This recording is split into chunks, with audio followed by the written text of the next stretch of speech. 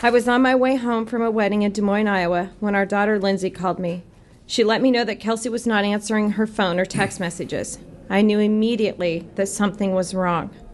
My husband, Kelsey's siblings, and John, her boyfriend, continued to try and reach her, as did I, for the last hour of my trip home. Sometime that night after arriving home, John explained that his uncle used to work for Sprint and had explained that our cell phone company could ping Kelsey's phone so we could locate her. It seemed simple enough. Little did we know.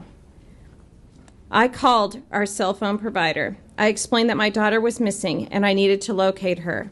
They told me that they were unable to do that. They explained I could get online and check her cell phone activity. We had contacted police and I believe had located her car. I know sometime that night my husband Greg also contacted them and was told the same thing. We had already checked her cell phone activity online.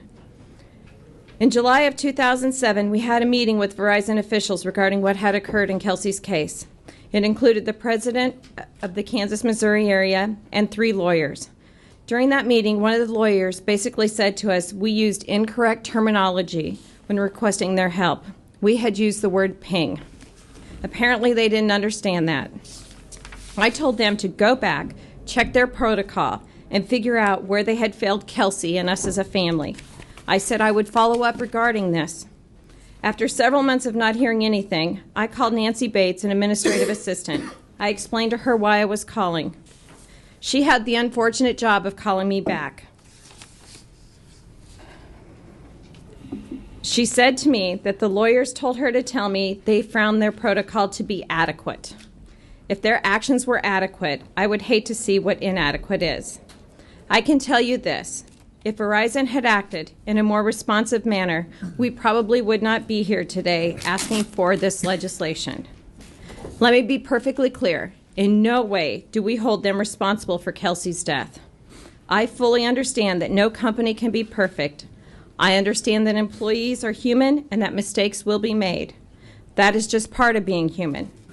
I believe that this legislation will reduce those errors. The agony of not knowing what has happened to your daughter, where she is for 4 days, not knowing in what condition she is, what's happened to her, is indescribable. I wouldn't wish it on my worst enemy. The refusal of a cell phone company to cooperate with a simple request, and then to refuse to cooperate with a subpoena from law enforcement that could have alleviated days of anguish, countless man-hours of police time, as well as federal agency time that were involved in the search for Kelsey, is inexcusable in my book. I'm pleased to inform the committee that Verizon Wireless supports and endorses this important legislation. We further commit to working with the Smith family to pass similarly structured legislation in every state in which it's introduced, and a fact I also shared with the Smiths before the hearing. We man a 24-hour, 7-day-a-week law enforcement response team. I have a brochure here that I'll share with the committee. 24/7, 365 days. That also provides the information to law enforcement when they contact us. I'd like to ask Mr. McDermott then why you did not respond when the Smiths asked you to respond.